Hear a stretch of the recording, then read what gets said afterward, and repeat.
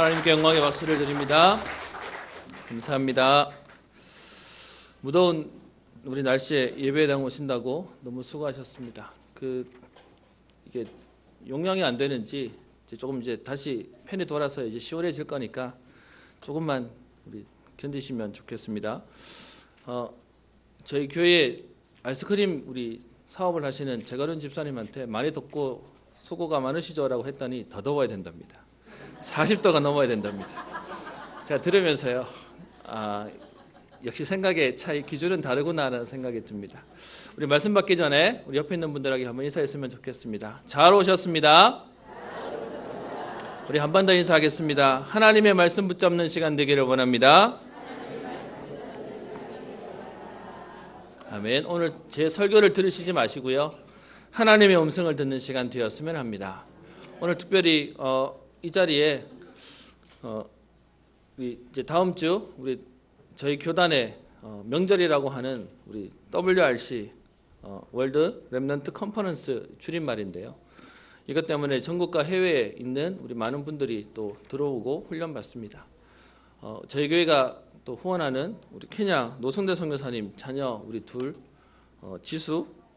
노아 지수, 우리 오늘 예배 참석했는데요. 케냐에서 왔습니다. 그런데 케냐보다 대구가 더 덥답니다. 여러분 또 격려해 주시고 또 함께 또 만남의 축복들, 제가 또 일일이 다 지금 거론을 못 하는데요. 오늘도 중요한 하나님 주시는 은혜를 누리기를 소원합니다. 저도 대구 사람이지만 대구 너무 덥습니다. 근데 사실은 좀 이번에는 덜 억울한 건 전국이 다 덥답니다. 심지어 우리 미국에 갔다 오신 우리 박예복 권사님 얘기로 미국도 덥답니다. 그래서 한국 오셔서 더워서 어떡하십니까 했더니 다 덥대요. 여러분 진짜 우리 인생의 문제는 더운 것입니까? 여러분 많은 사람들이 이게 문제다 저게 문제다라고 얘기하는데요. 정말 우리 인생의 문제는 뭐겠습니까? 우리는 더운 게 문제인데요. 어떤 분에게는 더 더워야 된다고 얘기할 만큼 진짜 우리에게는 문제가 무엇인지를 좀 오늘 고민해 봤으면 합니다. 여러분 많은 사람들이 인생에 고민을 합니다. 그래서 우리가 알고 있는 부다, 우리가 알고 있는 석가도 인생에 대한 고민을 때문에 보리수 나무에서 밑에서 거기서 돌을 닦다가 우리가 알고 있는 부처가 되었다라고 얘기합니다. 많은 사람들이 인생의 문제를 고민하는데 정말 여러분 우리 인생의 문제는 뭐겠습니까? 돈이 없는 사람, 또 아니면 취직이 안 되는 사람, 건강 문제가 있는 사람, 그게 문제라고 얘기하는데요. 여러분 그러면 그 문제 없어지면 정말 인생은 행복하겠습니까? 그게 내 인생의 제일 문제이기 때문에 걸려있지만 사실은요, 그 문제 해결돼도 또 다른 문제가 우리에게 또 오는 것입니다. 그러면 사실은 우리에게 필요한 건요, 문제가 없는 게 아니라 어떤 것도 문제가 되지 않는 답이 있으면 되는 것입니다. 그래서 그리스도라는 말의 의미는 뭐냐? 모든 문제 해결자라는 겁니다. 문제가 있어도 상관없다. 그 답을 우리에게 얘기하는 겁니다. 그런데요, 이 말을 너무 많은 분들이 이해를 못하시고 그리고 막연하게 생각하십니다. 제가 오늘 드리는 서론은 조금 어려울 수도 있습니다. 복잡할 수도 있습니다. 제가 모자란 사람인 줄 알기 때문에요. 감히 제가 설교를 또 들으세요, 다시 들어보세요 얘기 잘 안 하는데요. 오늘 서론에서 제가 드리려고 하는 부분을 여러분 잘 묵상해 보시고 우리에게 왜 그리스도만이 답이 되는지에 대한 중요한 답을 찾는 시간 되었으면 합니다. 많은 사람들이 인생의 문제를 이거다 저거다 라고 얘기합니다. 동서고금을 막론하고 역사 이래로 모든 사람에게 인생이 뭐가 문제냐라고 얘기하는 가운데 사람들이 답을 내고 그리고 심지어 교회가 답을 내기를 우리 인간의 문제는 죄 문제다라고 얘기합니다. 그래서 이 죄 문제를, 죄를 짓지 않으면 되는 것이고 지은 죄를 해결받아야 된다라고 하는 것이 사람들이 가지고 있는 생각입니다. 여러분 그래서 이 죄를 지었다라고 하는 행위에 사람들이 딱 꽂혀가지고요, 죄를 지었으니까 반성하고 회개하고 그리고 돌아서서 이제는 죄 짓지 않으려고 몸부림치는, 그래서 이 죄 문제만 해결하면 될 거다. 그래서 사실은 교회에서 제일 많이 다루는 문제가 뭐냐 하면 인간은 하나님 떠나 원죄 가운데 빠진 죄 문제다라고 얘기하는 겁니다. 근데 여러분 그 죄를 내가 지었기에 그 죄 문제를 그리스도께서 해결하셨다라고 얘기하는 이 얘기를 꺼내는데 문제는 뭐냐 하면 그 죄 문제를 해결했다라고 얘기하는 그리스도를 믿으면서도 불구하고 여전히 나는 또 죄를 짓거든요. 죄를 지은 게 문제라고 얘기해서 그 죄를 안 지으려고 애를 쓰는데 문제는요, 여러분 우리가 예수 믿고 나면 죄 안 짓습니까? 또 죄를 지어요. 죄가 문제라고 알고 있음에도 불구하고 우리는 또 죄 가운데 들어가 버리고요. 그래서 해결받았다고 얘기하는데 우리는 또 그 부분 속에 또 걸려버리는 겁니다. 그래서 여러분 사실 죄의 문제는 많은 사람들은 죄를 지었다고 하는 행동의 문제라고 그래서 행위라고 얘기하지만 이 부분이 인간이 정리가 안 되는 겁니다. 아무리 능력 있는 사람도 아무리 실력 있는 사람도 그게 해결이 안 되는 것입니다. 그래서 해결할 수도 없고 해결하지도 못하는 문제가 우리 인간이 가지고 있는 죄의 문제입니다. 근데 여러분 그래서 사람들의 고민이 뭐냐? 이 죄 문제만 해결해 보면 되겠다라고 해서 모든 종교가 죄에 대한 부분을 다루고 그것을 해결해 보려고 죄송합니다. 다른 종교를 비난할 마음은 없지만 이 죄 안 지으려고 속세를 떠난다 라고 해가지고 머리 깎고 산에 들어가서 그러면서 이제는 죄 문제 해결해 보겠다고 들어가는 겁니다. 결론부터 얘기하면 여러분 그러면 죄 안 짓습니까? 우리 TV에서 공공연에 나오는 얘기들이 뭐냐 하면 절에도 시끄러운데요. 자기들끼리 싸우고 지금 어느 스님 저 단식한다고 그러는데 자기들 안에 자정 능력이 없다고 얘기하면서 시끄럽습니다. 절에 간다고 해결 안 되고요. 어떤 면에서는 교회 안에 들어온다고 해결 안 되고 수도원에 들어간다고 해결 안 되고요. 어디를 가도 그 문제는 해결이 안 되는 겁니다. 이미 지은 죄도 해결 안 될 뿐더러 계속해서 우리 안에 있는 죄성이 올라오는 것입니다. 우리 교회로 얘기를 한번 해보겠습니다. 저도요 죄라는 부분 누가 그러더라고요. 아마 교회를 공격하려는 사람이 얘기하겠죠. 멀쩡한 사람도 교회만 오면 죄인 된대요. 다 죄인이라고 얘기하니까 죄인을 만들어 버린다네요. 그러다 보니까 교회만 오면 사람이 눌려버리고 그래서 맨날 회개해야 되고 우는 인생이 돼야 되는 그래서 자꾸 죄인 취급한다라고 뭐라는 사람이 있더라고요. 하나는 알고 둘은 모르는 거죠. 그 사람이 교회에 와서 이 죄에 대한 부분을 보면 볼수록 더 밝게 드러나니까 이 죄 문제를 해결해 보려고 우리 교인들이 우리 성도님들이 하는 행동이 뭡니까? 그래서 말씀도 붙잡아 보고요. 기도하러 해보고요. 심지어 기도원에도 가보고요. 몸부림도 쳐봅니다. 근데 결론부터 얘기하면 해결 안 됩니다. 그 시간 잠깐은 괜찮은지 모르겠는데 돌아서면 바로 또 우리 안에는 욕구가 올라오고요. 또 우리는 또 생각 속에 범죄하게 되고 실제로 우리가 원하든 원치 않던 죄의 문제는 계속 반복되어지는 것입니다. 그러니까요. 기도하고 금식하고 몸부림치고 신앙생활 오래 했는데도 불구하고 해결 안 되니까 우리는 또 힘들어하고 또 어려워하고 또 문제 속에 빠지는 것입니다. 그래서 결론부터 얘기하면 인생의 문제는 죄의 문제가 아닙니다. 다른 말로 얘기하면 아무리 몸부림을 쳐도 이 죄의 문제는 해결 안 되는 것입니다. 그러니까요. 다 힘이 없이 묶여있고 잡혀있는 겁니다. 다른 사람을 살린다? 꿈도 못 꾸는 겁니다. 내가 죽겠는데요. 어디 다른 사람 돌봅니까? 그래서 사실 말은 안 하지만 다른 것으로 나를 치장하고 포장하고 나를 숨기는 것입니다. 그래서 세상에서 말하는 성공, 세상에서 말하는 기준과 조건을 가지고 내가 되는 것처럼 얘기하고 사는 것입니다. 그런데 여러분 죄의 문제가 인생의 문제라고 생각하니까 우리가 답이 안 나는 굴레 속에 헤매는 겁니다. 우리 인생의 문제는 뭐냐? 죄의 문제? 맞아요. 그런데 죄의 문제를 넘어서는 진짜 문제가 있습니다. 그게 뭐냐? 죄를 짓게 만드는 영적인 존재가 있다는 겁니다. 여러분 우리가 이걸 못 보면 내가 죄 지었다고 당하고 있는 겁니다. 다른 말로 얘기하면 바깥에 나가서 누가 사기치고 등치는 사람한테 속아가지고 그래서 집에 와서 울고 불고 그러면서 또 속았다고 우는데 나가서 또 당하고 돌아오는 반복되는 삶하고 똑같습니다. 여러분 이건 종교를 가진다고 해결 안 되고요. 죄송하지만 교회당을 다닌다고도 해결 안 되는 겁니다. 그래서 많은 분들이 교회 다니면서 신앙생활 하면서도 불구하고 내 문제 해결 못해서 계속 걸려있고 잡혀있는 것입니다.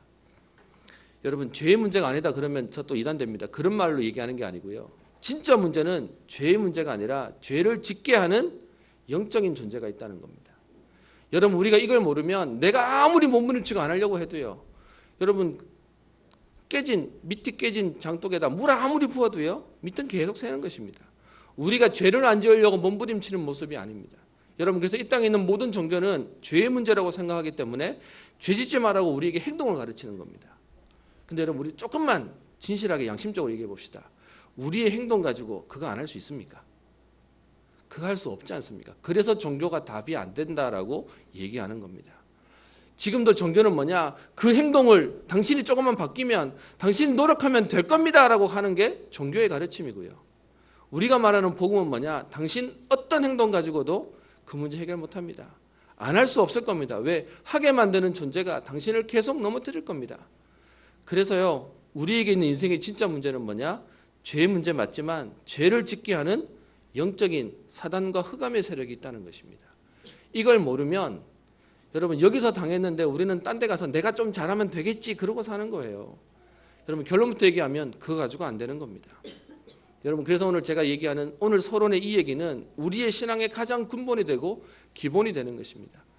이 땅의 모든 종교는 네가 해라, 네가 열심히 하면 되고 네가 노력하면 되고 행동을 조시하면 된다라고 얘기하는 겁니다. 결론부터 얘기하면 우리는 할 수 없습니다. 할 힘이 없고 돌아서면 또 안 됩니다. 여러분 이 얘기는 조금 어떤 면에서는 다른 인생을 살아보겠다고 하는 목회자인 저도 안 되는 것입니다. 그래서 여러분 진짜 종교인들끼리 만나면요, 제가 스님도 만나봤거든요. 그 스님들이 하는 말이 있습니다. 자기도 이게 답이 아닌 줄 안대요. 답인 줄 알고 들어왔는데 들어와서 보니까 답 아니래요. 그런데 못 나간대요. 왜? 먹고 살아야 되니까. 그리고 다른 게 뭔지를 모르니까 지금 그냥 여기 있대요. 근데 그 사람에게 계속 사람이 찾아와서요, 전 봐달라 그러고 그 사람에게 인생을 묻는 사람들이 오는 겁니다. 그러면 제가 그분에게 얘기했습니다. 그러면 선생님 다른 사람에게 길을 알려주면 안 되잖아요 라고 얘기했더니 그래도 사람들이 찾아와서 묻는데 어떡하냐요. 그래서 보면서요, 저도 남들이 얘기하면 종교인이지만 가짜가 판을 치는 세상이구나가 보입니다. 그래서 여러분 오늘 우리는 진짜 봐야 될 게 있습니다. 인생의 문제는 우리를 얽어매고 묶고 있는 영적인 존재가 있다는 것입니다. 여러분 이건 우리 인간이 아무리 몸부림을 쳐도 해결할 수 없는 겁니다. 어떤 면에서는 죄송하지만 지금 교회 다니는 많은 분들이 내 인생의 문제가 죄 문제라서 죄 문제 안 지어보려고 몸부림 쳐야지라고 하는 그분도 죄송하지만 못 이깁니다. 그 사단을 꺾는 그리스도가 아니고서는 안 되는 것입니다. 그래서 오늘 우리는 뭐 하는 것이냐? 그 그리스도의 은혜 속으로 들어가는 것입니다. 내가 믿고 열심히 하는 게 아니고요, 하나님의 은혜가 아니고서는 나를 넘어뜨리고 우리를 죄짓게 하고 하나님 떠난 가운데 사단의 종로로 타게 하는 이 인생에서 우리가 해결받을 수 없음을 고백하고 그 속으로 들어가는 것입니다. 우리가 얼마나 열심히 했냐, 그거는 그 다음 얘기입니다. 그래서요, 우리에게 있는 근본 문제가 뭐냐? 사단이 있다는 것입니다. 마귀, 귀신이 있다는 것입니다. 그 사단과 마귀가 우리를 하나님 떠나게 하는 죄 가운데, 그래서요, 세상의 문제는 죄 문제가 아니라 하나님 떠난 문제, 사단에게 장악된 문제, 그리고 그 결과로 오는 죄의 문제입니다. 죄 가지고 아무리 몸부림쳐도 우리는 안 되는 것입니다. 이 문제를 안다면 여러분 사단을 이기는 유일한 존재는 하나님밖에, 죽음을 이기고 부활하신 그리스도 말고는 답이 없는 것입니다. 그래서 다른 종교가 다 훌륭해도 그리스도를 말하지 않는다면 그들은 인생의 문제 절대로 해결받을 수 없는 것입니다. 얼마 전에 TV에서 나오는 그 내용 가운데 프로그램 제목은 모르겠습니다. 그냥 이렇게 트는데 이스라엘 성지 이렇게 보여주는 프로그램이 하나 있었습니다. 거기에 우리 그 누구죠? 역사 강의 잘하시는 설민석? 예, 그분이 오셔가지고 옆에 있는 다른 사람에게 그 이스라엘이 막 싸우는 얘기들을 꺼내면서 종교 얘기를 꺼내더라고요. 그 종교 얘기를 꺼내는데 그 말 속에 들으면서 일반 사람들은 이렇게 받아들일 수도 있겠구나라고 생각이 듭니다. 유대교가 뭐냐? 하나님이라고 하는 유일신을 믿는 종교가 그 하나님을 믿고 있는데 어느 날 갑자기 기독교, 그 유일신 하나님을 인간의 몸으로 입고 오신 예수님을 믿어라 라고 말하는 게 기독교가 생겼다는 겁니다. 그래서 그 이스라엘 안에 유대교가 생기고 그리고 기독교가 생겼다는 겁니다. 그 사람의 말입니다. 역사학자가 말하는. 그러면서 그렇게 해서 기독교가 생겼는데 어느 날 그 왔던 예수라고 하는 사람이, 그 사람은 선지자 중에 가짜고 내가 바로 하나님의 아들로 왔다라고 나타난 사람이 누구냐? 그게 마호멧이라는 겁니다. 그게 이슬람이 됐다는 겁니다. 여러분 그래서 지금도요, 제가 그 얘기를 들으면서 이렇게 사람들이 이해할 수도 있고 이렇게 바라볼 수도 있구나 생각합니다. 그리스도가 누군지 모르니까 오셔도 알지 못하고요. 그리고요, 그 유리신이 오셨는데 알지 못하는 유대교가 있고, 그 그리스도가 오셨는데 그분이 그리스도가 아니라 인간으로 온 마호멧이 내가 바로 그 메시아다라고 얘기하면서 자기를 믿는 참 선지자로 온, 그래서 그걸 믿는 종교로 또 나눠지는 것들을 보게 됩니다. 여러분 세상에 있는 많은 것들이 이 문제 해결해 보려고 이거 믿어라 저거 믿어라 이렇게 해라 저렇게 해라라고 얘기하는 겁니다. 그리스도 아니고서는 그 영적인 부분을 해결할 수 없는 것입니다. 오늘도 저와 여러분들이 오늘 이 예배 자리에 와서 우리가요 열심히 기도했다? 그게 아니고요. 오늘도 내가 해결할 수 없는 인생의 문제를 해결하기 위한, 그래서 하나님 떠난 문제, 사단에게 장악된, 영적인 귀신에게 장악된 문제, 그리고 그 결과로 오는 죄의 문제를 해결하기 위해 참 하나님 되신 그분이 인간의 몸을 입고 오신 그리스도를 바라보고 오늘 그 하나님의 은혜 속에 들어가는 것이 신앙생활입니다. 그러면요, 오늘도 우리는 해야 될 게 뭐겠습니까? 힘을 내는 게 아니고요, 그 그리스도에 대한 비밀을 제대로 누리는 것입니다. 오늘 서론을 이렇게 잡는 이유가 있습니다. 오늘 5장에 보면 이스라엘 백성들이 이제 가나안 땅을 들어가야 됩니다. 그래서 그 상황 가운데 오늘 모세가 이스라엘 백성에게 오늘도 5장 1절에 얘기합니다. 모세가 온 이스라엘을 불러 그들에게 이르되 이스라엘아, 오늘 내가 너희에게 너희 귀에 말하는 규례와 법들을 듣고 그것을 배우며 지켜 행하라 라고 얘기합니다. 여러분, 하나님이 우리에게 오늘 모세를 통하여 하나님의 말씀, 규례와 법들을 듣고 배우고 지키라고 합니다. 그러다 보니까 우리는 또 행위의 문제로 생각합니다. 그게 아니고요. 그래서 오늘 제목을 잡았던 것이 애굽 땅 종되었던 집에서 인도하여 낸 하나님 여호와라고 하는 말의 의미가 무엇인지를 오늘 잠깐 묵상하며 기도하는 시간 되었으면 합니다. 여러분, 오늘 이 말씀을 하시는 지금 이스라엘이 백성이 처한 상황과 현실을 좀 봤으면 합니다. 여러분, 우리는 성경을 볼 때 항상 두 가지를 봐야 됩니다. 그게 뭐냐면 이 당시 시대가 어떤 상황이었는지 시대 상황을 봐야 되고요. 옛날 얘기로 끝나는 것이 아니라 두 번째는 그 옛날에 하셨던 그 상황이 오늘 내게 어떤 응답으로 주시는지, 어떤 교훈을 주시는지에 대한 부분을 봐야 됩니다. 그래서 첫 번째로 이스라엘 백성의 상황 현실이요. 여러분, 이스라엘 백성이 40년 동안 광야에서 이전 세대는 다 죽고요. 그 뒤에 다음 세대가 일어났는데 여호수아와 갈렙, 모세를 제외하고는 그들 중에 20세 이상이 된 사람은 다 죽었으니까 아무리 나이가 많아도 60 넘은 사람이 아무도 없는 겁니다. 아마 대부분의 사람들이 40 이하였을 것입니다. 그런데 그들이 지금 광야를 40년 동안 방황하다가 이제 가나안 땅 앞에 왔습니다. 근데 하나님이 그 가나안 땅을 들어가라고 얘기하네요. 여러분, 빈 땅에 들어가는 거 뭐가 어렵습니까? 그들이 소원히 정착하고 싶을 텐데요. 근데 문제는 지금 그들의 상황은 어떠냐? 그 가나안 땅은 주인이 있는 땅이었어요. 이미 그 가나안 땅에 7족속 31왕이 차지하고 있었고요. 그 정도가 아니라 그들은 아낙 자손이라고 하는 거인족들이 있었습니다. 힘센 족속들이 그 안에 있는데 하나님은요, 거기다가 가서 그 땅 줄 거니까 가래요. 여러분, 상식적으로 이해하면 이거 얼마나 어려운 겁니까? 빈 땅 가서 하라고 얘기해도 나중에 내 땅이라고 나가라 그래도 할 말 없는데 떡하니 버티고 있는 지금 그 가나안 땅에다가 하나님이 이 땅을 내게 주기로 했으니까 들어가라고 얘기하는 겁니다. 아마 세상 말로 말하면 황당했을 겁니다. 어떤 면에서는 이게 두려웠을 것입니다. 염려가 되었을 것입니다. 그래서요, 그들은 지금 의심하는 가운데 지금 그 땅 앞에 와서 쳐다보고 있는 겁니다. 그래서 마음으로는 들어가고 싶은데 속으로는 어떻게 생각하겠습니까? 이게 맞는 거야, 틀린 거야, 이게 할 수 있는 거야, 없는 거냐 하겠죠. 꼭 우리에게 지금 하시는 말씀하고 똑같습니다. 우리 보고 하나님 세계 보고 말아 하는데 이미 세상은 다른 게 다 정확되어 있는데요. 그리고요, 두 번째, 그들이 처해 있는 상황이 뭐냐? 여러분, 이스라엘 백성들이 출애굽하고 그리고 시내산에서 하나님이 언약을 주셔서 홍해를 건넜던 세대가 다 죽어버렸습니다.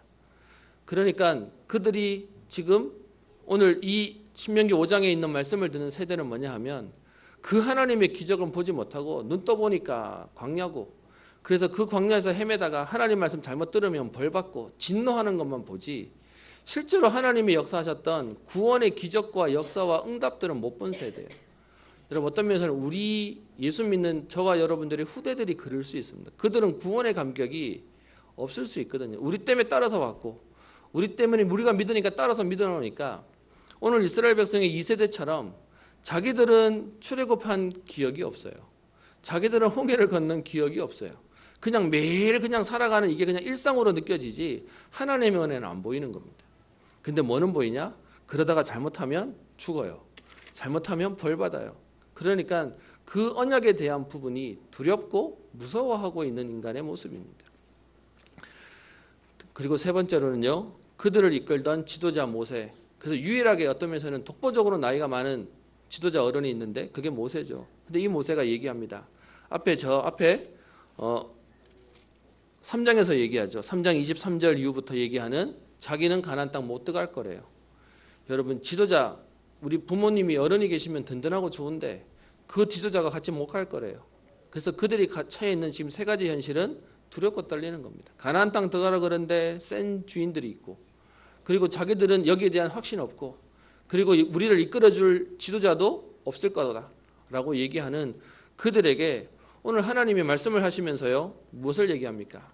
그래서 가나안 땅을 정복하기 위해서 방법을 얘기하시거나 요령을 얘기하시거나 아니면 전략을 얘기하시지 않고 하나님은 우리에게 딱 한 가지를 얘기하십니다. 지금 몇 주째 계속 나오는 얘기고 신명기 통틀어서 계속 나오는 말씀인데요. 그게 뭡니까?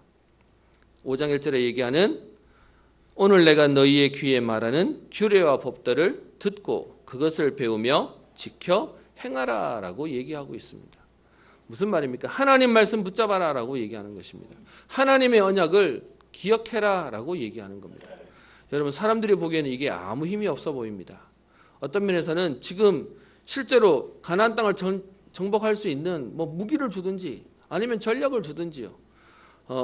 뒤에 여러분 사무엘상에 들어가서 보시면 사사기와 사무엘상 뒤에 이제 가나안을 정복하고 난 이후의 이야기죠. 이스라엘 백성들에게는 아직 철기 문화가 보급되지 않았습니다. 그래서 그들이 자기들의 농기구를 수리하려면 블레셋에 가서 고쳐와야 된다라고 얘기하고, 그래서 나중에 사울이 전쟁하러 나가는데 칼을 든 사람이 누구밖에 없냐? 사울 왕과 요나단 왕자밖에 없고 나머지는 무기가 없었다라고 얘기하고 있습니다. 그런 백성들이니까 지금 가나안 땅을 정복해야 되는 이 상황 가운데 사람들이 생각하기에는 지금 뭐가 필요합니까? 손에 들 무기가 필요한 겁니다. 그런데 하나님은 그들에게요, 지금 그것을 말씀하지 않고 여호와의 규례와 법들을 듣고 그것을 배우며 그것을 지키라라고 얘기합니다. 왜요? 우리의 행동의 문제가 아닌 하나님의 약속 안에 있어야 된다라고 얘기하는 겁니다. 그래서요, 우리에게 무엇을 하나님이 말씀하시냐? 언약을 확인시키는 겁니다. 5장 2절 보십시다. 우리 하나님 여호와께서 호렙산에서 우리와 언약을 세우셨나니라고 얘기합니다. 5장 이후에 나오는 십계명과 하나님의 계명을 얘기하고 있는데요. 이 약속을 하나님이 언제 주셨냐? 우리의 조상 저 호렙산, 여러분 그 호렙산에서 40년을 거쳐서 가나안 땅에 왔습니다. 그러면 호렙산에서 주셨던 그 응답이 결국은 우리가 호렙산에서부터 이 광야를 지나왔지 않냐라고 얘기합니다. 저는 사실 성지순례 못 가봤습니다. 근데 갔다 온 사람들 얘기가 그 광야를 지났다는 것 자체가 기적이래요. 차 타고 가는데도 불구하고 너무 힘들대요. 여러분 그 땅을 지나왔던 그 호렙산에서 주셨던 그 언약이, 그 언약을 받았던 너희들이 지금 오늘 이 자리까지 왔지 않냐라고 하면서요, 과거에 하나님이 약속하셨던 호렙산의 언약을 지금 말씀하고 계십니다. 두 번째는요, 3절에 이 언약은 여호와께서 우리 조상들과 세웠다라고 얘기하면서요, 호렙산에서 조상을 통해서 주셨던 언약인데 그 옛날 얘기가 아니라 오늘 여기 살아있는 우리, 곧 우리와 세우신 것이다라고 얘기합니다. 여러분 지금 2018년 오늘 예배 드리는 저와 여러분들의 이 언약이요, 구약에서부터 신약에까지 역사의례로 쭉 말씀이 이어져 와서 지금도 이 시간에 전국과 세계에서요, 하나님의 약속으로 그것을 믿고 지금도 환경을 넘어서고 그리고 현실을 넘어서는 믿음의 사람들을 통하여 이 복음이 전달되어지는 응답을 주시고 계십니다.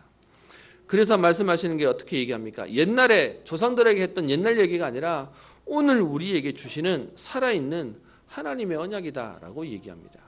그러면요, 옛날에 그들이 가나안 땅을 들어갔다라고 하는 옛날 얘기로 끝나는 게 아니고요, 오늘 이 땅을 살아가는 저와 여러분들에게 우리의 현실에 가나안을 정복하는, 우리 현실의 세계복음화의 응답을 오늘도 말씀을 통해 우리에게 하고 계시는 것입니다. 그러면서 우리에게 무엇을 부탁합니까? 아까 말씀드린 것처럼 우리에게 뭔가를 해라라고 말하지 않고요, 뭔가를 우리에게 행동을 하라고 말하지 않고 오늘도 시작하기 전에 뭐부터 확인시키냐? 하나님의 말씀, 언약부터 확인시키는 것입니다. 그 하나님의 말씀이 뭡니까? 여러분 5장 7절부터 나오는 말씀이 나 외에 다른 신을 내게 두지 말지니라. 너는 자기를 위하여 새긴 우상을 만들지 말고 라고 해서 지금 뒤에 있는 5장 21절까지 10가지 계명에 대한, 출애굽기 19장과 20절에서 말씀하고 있는 십계명에 대한 부분을 다시 설명하고 있습니다. 그런데 그 하나님의 계명이 우리에게 오늘 하시기 전에 하나님의 약속은 뭐라고 얘기하냐? 이것을 지키면 너희가 응답받을 거야 라고 말하지 않고요, 나는 너를 애굽 땅 종되었던 집에서 인도하여 낸 내 하나님 여호와다라고 얘기합니다. 네 힘으로 할 수 없다. 그런데 나는 너를 애굽의 종되었던 곳에서, 여러분 여기서 말하는 애굽을 무엇을 상징하는 겁니까? 사단과 흑암의 세력들을 상징하는 겁니다. 그곳에서 우리를 건져내었다고요. 사단에게 종로로, 죄의 종로로 사는 우리를 건져내어 인도하여서 낸 하나님 여호와다라고 말씀하고 계시는 것입니다. 그러면서 여러분 지난주와 마찬가지로 십계명의 특징이 뭡니까? 지난번 우리 출애굽기 볼 때 말씀을 드렸었는데요. 하나님의 계명은 이렇게 해라 저렇게 해라 해야 되는데 십계명의 특징이 뭐죠? 첫 계명, 나 외에 다른 신을 섬기지 마라. 다른 신을 내게 두지 말지니라 라고 얘기합니다. 왜요? 하라고 해야 되는데 하지 말라고 하는 말의 의미는 뭡니까? 우리를 애굽 땅 종되었던 집에서 인도해낸 하나님이시기에 그 하나님으로 충분하기에 다른 신 필요 없다라고 얘기하는 겁니다. 십계명의 특징은 우리 보고 하라는 게 아니고요. 다른 것 필요 없기에 그 하나님으로 충분하다라고 설명하는 것입니다. 두 번째요. 그래서 그 하나님으로 충분하기에 하나님이라고 붙잡아야 되는 우상, 형상 만들 필요가 없다라고 얘기하는 것이고요. 세 번째는요. 여호와의 이름을 망령되어 일컫지 마라. 무슨 말입니까? 그 귀신 잡신들이 하는 부적이나 주문처럼 중얼중얼 외워야 되고 막 이렇게 하루 종일 불러야 되는 그런 신 아니라 하나님 자녀가 예수 이름으로 기도하면 응답하시는 하나님이시기에 망령되 일컬을 필요가 없다. 믿고 기도하면 응답이 된다라고 말씀하시고 계시는 것입니다. 그래서 우리에게 그 하나님의 규례와 법도 하나님의 말씀을 우리에게 뭐라고 얘기합니까? 듣고 배우고 지켜라라고 말씀하고 계시는 것입니다. 여러분 그래서 신앙생활은 어려운 게 아니에요. 성경에 있는 많은 내용을 알고 외우고 공부해야 되는 게 아니라 계속 시대마다 반복되어지는 것이 뭐냐? 하나님으로 충분하다. 그 하나님 안에 있으면 하나님께서 우리 인생을 책임지신다라고 얘기하는 겁니다. 오늘도 말씀 가운데 애굽 땅 종되었던 집에서 인도하여낸 내 하나님께서 우리의 남은 인생과 미래를 하나님이 정확하게 축복하시겠다라고 얘기하는 겁니다. 그래서 그 하나님의 약속을 오늘 어떻게 해요? 듣고 그것을 배우고 어떻게 하나님 역사하실지에 대한 부분을 듣고 배우고 지켜 행하라라고 얘기하는 것입니다. 그래서 거기에 대한 우리 십계명에 대한 내용들을 쭉 얘기합니다. 아까 말씀드린 1계명부터 3계명까지는 다른 것 필요 없다라고 말씀하시고, 그리고 4계명에서는요 우리에게 무엇을 얘기하십니까? 그리스도로 충분하기에 안식에 대한 얘기를 하십니다. 출애굽기 20장과 신명기 5장에 나오는 십계명은 다 똑같은데요. 두 가지만 딱 다릅니다. 십계명 내용 자체는 똑같아요. 그런데 설명하는 부분이 다른 게 있는데요. 그 다른 것 중에 하나가 뭐냐 하면 4계명으로 나오는, 여러분 성경 어디에도 1, 2, 3, 4라고 하나님 말씀하지 않았는데 우리 후세에서 사람들이 이렇게 10가지로 묶어놓으니까 십계명이라고 얘기하는 겁니다. 그 중에 네 번째, 우리 그냥 편의상 얘기를 드립니다. 안식일을 거룩히 지키라라고 얘기하는 12절에 보시면 안식일을 지켜 거룩하게 행하라라고 얘기하죠. 근데 이게 출애굽기 20장하고 다른 건 하나입니다. 말씀은 똑같은데 근거가 다릅니다. 출애굽기 20장에서 말하던 안식일을 지켜야 할 이유는 하나님이 창조하시고 7일째 안식하셨기에 너희도 안식하라라고 하는 게 출애굽기 20장의 얘기고요. 오늘 신명기 5장에서는 너희가 애굽 종되었던 땅에서 나와서 광야를 지나 지금 이 땅에 가나안 땅에 들어갈 것이기에 그것을 기념해서 안식해라라고 하는 그 안식의 근거만 좀 다릅니다. 그 얘기는 아마 이스라엘 백성에게 설명하려고 하니까 아마 그 근거를 조금 다르게, 틀린 말이 아니고 다른 말이 아니라 근거를 조금 제시를 하고 있는 것 같습니다. 그리고요 성경 가운데 출애굽기 20장과 다른 건 뒤에 있는 21절이요.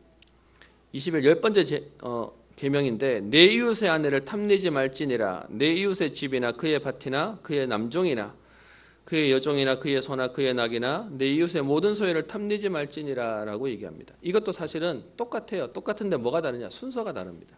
출애굽기 20장에서는 소유를 탐내지 말고, 그리고 그 뒤에서는 내 이웃의 아내를 탐내지 말라라고 되어 있는데요. 신명기에서는 이 순서를 뒤집어 놨어요. 그 얘기는 뭘까요?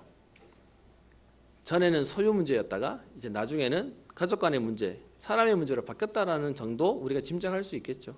사실 하나님의 말씀은 똑같습니다. 과거나 지금이나 여러분 이 십계명의 10가지를 제가 자세하게 안 보는 이유는 신약에 와서 예수님이요 한마디로 정리하셨거든요. 하나님 우리에게 2계명을 주셨다. 첫 번째 계명은 하나님 사랑해라. 두 번째 계명은요, 이웃을 사랑해라. 그 두 가지 얘기하는 겁니다. 그래서 십계명을 통해서 우리에게 하시는 하나님 말씀은 그 하나님 안에 있으면 우리에게 완전한 응답을 주실 것이다. 두 번째는요, 내 이웃을 내 몸과 같이 사랑하고 그들을 살려라. 여러분 무슨 말입니까? 지금도 인간의 문제가 뭔지 몰라서 내가 몸부림치면 행동으로 뭔가를 바꾸면 될 거라고 생각하는 사람들이요, 열심히 하고 어떻게 해요? 그 속에서 헤매고 있는 겁니다. 헤맨 만큼, 열심히 한 만큼 그 속에서요 낙담하고 지쳐 있습니다. 그래서 신앙생활 오래 한 사람일수록 우리 쓰는 말 있죠. 모태신앙이 아니고 못된 신앙이라고 그러죠. 딱 그게 걸려가지고 딱 무너져 있는 겁니다. 왜요? 내가 해보는데 안 돼버리니까요. 그래서 우리에게 그 말씀을 듣고 지키라고 하면서 우리에게 오늘 부탁하는 게 있습니다. 31절에 너는 여기 내 곁에 서 있으라 라고 얘기합니다. 하나님의 규례와 법도를 받은 우리에게 하나님께서 하시는 말씀이 뭐냐? 오늘 하나님이 모세에게 얘기하시는 겁니다. 너는 여기 내 곁에 있으라. 내가 모든 명령과 규례와 법도를 내게 이르리니 라고 얘기합니다. 그 하나님의 규례와 법도를 들을 예배 자리에, 그 말씀의 자리에, 그 응답의 자리에 있으라 라고 얘기합니다. 그리고요, 두 번째는 그런 우리에게 너는 그것을 그들에게 가르쳐서 내가 그들에게 기업으로 주는 땅에서 그들에게 이것을 행하게 하라 하셨나니라고 말씀하고 있습니다. 여러분, 우리가 이 규례 속에 들어오고요, 그리고 이 비밀을 우리의 후대들에게, 다른 사람에게 가르쳐서 지켜 행하도록 하라라고 얘기합니다. 여러분, 시대가 자꾸 민주주의라는 이름으로요, 자꾸 우리는 그냥 풀어놔버리거나 아니면 손을 못 대는 현장이 되어버렸습니다. 그래서 여러분 아마 보셔서 아시겠지만 자녀가 통제 안 되는 경우가 너무 많으니까 아이들은 못 오는 가게들이 생기고요. 그랬더니 그게 차별이라고 시끄러워집니다. 그래서 지금도 그게 맞냐 틀리냐라고 얘기하는데 본질부터 얘기하면 아이를 데려오는 부모가 아이가 통제가 안 되는 겁니다. 그러니까 다른 사람 방해된다고 아예 아이 못 들어오는 식당과 카페들이 생기기 시작하는 겁니다. 여러분 죄송합니다. 이건 민주주의 아니에요. 내 자녀가 틀린 길 가는데 그래 그건 네 인생이니까라고 하는 건 절대로 민주주의가 아니고요. 그건 중요한 걸 놓치는 겁니다. 그래서 오늘 말씀에도요, 그것을 가르치라는 것으로 끝나지 않고 어떻게 얘기합니까? 이것을 행하게 하라라고 얘기합니다. 여러분 생각에 그것도 인격이 있겠지, 그리고 그것도 시간표가 있겠지, 맞습니다. 그런데요, 저는 제 자녀에게 그 어떤 것보다 중요한 건 하나님의 말씀이 전달되는 것입니다. 오늘 그 일들을 하라고 되어 있습니다. 여러분 오늘 이쪽 현수막을 보시면 교육에서 하는 우리 여러분 성경학교 스케줄들을 붙여놨습니다. 사실 몇 주간 안 붙을 겁니다. 그런데도 붙여놓은 이유는 뭐냐? 우리 후대를 가르치는 중요한 시간표입니다. 그래서 여러분에게 부탁을 드립니다. 정말로 이 여름 우리 스케줄을 통해서요, 우리 렘넌트들의 가슴에 복음의 답이 나도록요, 오늘 얘기하는 이 언약이 우리 부모님의 옛날 언약이 아니라 나의 주 나의 하나님으로 고백되어질 수 있는 시간표 될 수 있도록 기도해 주시기를 바랍니다. 오늘 이따가 광고할 때 또 말씀드릴 텐데요, 이 일 때문에 우리 오늘 오후 여전도에서는 우리 음료수를 판매해서 렘넌트를 후원하겠다라고 하시고요, 또 오늘 감사한 거는 우리 그 제가론 집사님 더 도와야 된다고 얘기하셔서 여러분 이렇게 좀 불편하신 분 계셨습니까? 근데 우리 그 집사님이 렘넌트 위해서 아이스크림을 교회에다가 좀 기증해 주셨습니다. 그래서 여러분 오늘 나가시면서 여러분 드셔도 됩니다. 감사한 마음으로 맛있게 드시고 여러분 더위 이기시면 됩니다. 이유는 하나입니다. 렘넌트 키우자고요. 렘넌트 살리자고요. 여러분 이 언약이 우리 후대들에게 전달되어져야 되는데 아까 말씀드린 이스라엘 현실이 어떻다고요? 주인이 있는 가나안 땅을 가야 돼요. 이미 사단이 장악해버린 그 현장에 우리는 응답성이 여기까지 왔는데 우리 후대는 지금 판판이 깨지고 있습니다. 여러분 희망을 가져야 되는 렘넌트들이, 희망을 가져야 되는 우리 젊은 세대들이요, 세상은 어렵다고 3%세대, 5%세대, 7%세대 인생을 포기한 시대가 돼버렸습니다. 그들을 살릴 오늘 말씀을 우리에게 얘기하고 계시는 것입니다. 결론부터 얘기하겠습니다. 여러분 오늘도 하나님 우리에게 규례와 법도를 얘기하면서요, 우리가 가지고 있는 상처가 하나 있어요. 그게 뭐냐 하면 자꾸 테스트, 시험 그러면 워낙 우리나라가 이게 시험 가지고 사람을 이렇게, 죄송합니다 이런 표현 써도 되는지, 조져놔가지고 너무 이게 뒤어가지고 그래서 사람들이 어떻게 됩니까? 시험 그러면 자꾸 겁을 먹어요. 그래서 십계명이라고 얘기하면 우리는 어떻게 생각하냐? 하나님 우리 십계명 줘놓고 얼만큼 하나 보자, 테스트해서 아웃, 너는 패스, 너는 통과, 뭐 이렇게 자꾸 우리는 생각하는 겁니다. 아니요, 하나님이 우리에게 주신 십계명은 우리를 평가하려고 주신 하나님 말씀이 아니고요. 이 하나님 말씀 속에 있으면 우리를 살리시겠다라고 하는 겁니다. 그래서 보십시다. 5장 29절에요. 이 하나님께서 우리에게 하시는 말씀을 얘기하면서 5장 29절에 이렇게 얘기합니다. 다만 그들이 항상 이 같은 마음을 품어 나를 경외하며 내 모든 명령을 지켜서 하나님이 이 규례와 법들을 지키는 사람에게 하시려고 하는 응답입니다. 같이 읽어볼까요? 시작. 그들과 그 자손이 영원히 복받기를 원하노라 라고 얘기합니다. 하나님 우리에게요 말씀 주셔놓고 못하면 아웃, 너는 몇 점, 너는 몇 점 그러려고 하시는 게 아니고요. 그 하나님이 우리에게 주시는 이 말씀을 통해서 우리에게 어떻게 해요? 이 속에 있는 우리를 영원히 복받도록요. 우리뿐만 아니라 우리의 후손이, 우리의 자손들이 응답받도록 하기 위한 하나님의 약속이 된다라고 말하고 있습니다. 그래서 여러분 이 말씀에 대해서 우리에게 오늘 33절에 얘기합니다. 너희 하나님 여호와께서 너희에게 명령하신 모든 도를 행하라. 그리하면이라고 얘기하면서요. 우리에게 하나님이 말씀하시는 약속이 뭡니까? 너희가 살 것이요. 복이 너희에게 있을 것이며 너희가 차지한 땅에서 너희의 날이 길리라. 하나님 우리에게 말씀 주시는 이유가 뭡니까? 요거 하면 다 주겠다는 겁니다. 여러분 우리가 아이를 키워보지 않습니까? 그 꼬맹이가 뭘 할 수 없는 그 아주 어린 아이라면 너 요것만 하면 이거 다 줄게 라고 얘기합니다. 이유가 뭐죠? 이거를 하라는 문구, 이거 다 주고 싶어서 하나 이렇게 거는 겁니다. 하나님 우리에게 하시는 말씀은 뭐냐? 우리를 어렵게 하거나 우리를 평가하려는 게 아니라 우리에게 하나님 응답을 주시려고 하시는 것입니다. 여러분 말씀을 맺으려고 합니다. 여러분 십계명이 만약에 이스라엘 백성이 출애굽하기 전에 이스라엘 백성이 구원의 응답을 누리기 전에 우리에게 십계명을 먼저 주셨다면 그러면요 이 십계명 지키면 너희들 구원시켜 줄게, 출애굽하고 광야를 지나고 가나안 땅을 가게 해줄게 라고 하면 이건 우리에게 조건이 되는 거예요. 근데 여러분 이 십계명이 언제 우리에게 주셨죠? 이스라엘 백성이 출애굽하고 광야를 지나 홍해를 건너서 시내산 올라갔을 때 하나님이 이 말씀을 하셨어요. 무슨 말입니까? 구원받을 조건으로 주신 게 아니라 구원받은 우리에게 그 응답을 영원히 누릴 수 있는 비밀로 하나님이 주신 은혜입니다.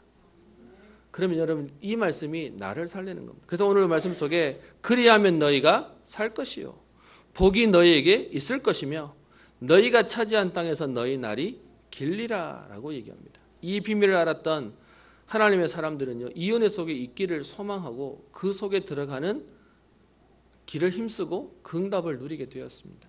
그래서 신앙생활은요 막 애쓰는 게 아니라 이 복음이 나로 하여금 살게 하는 겁니다. 너무 많은 분들이 복음을 오해하세요. 내가 막 해야 된다고 알고 있습니다.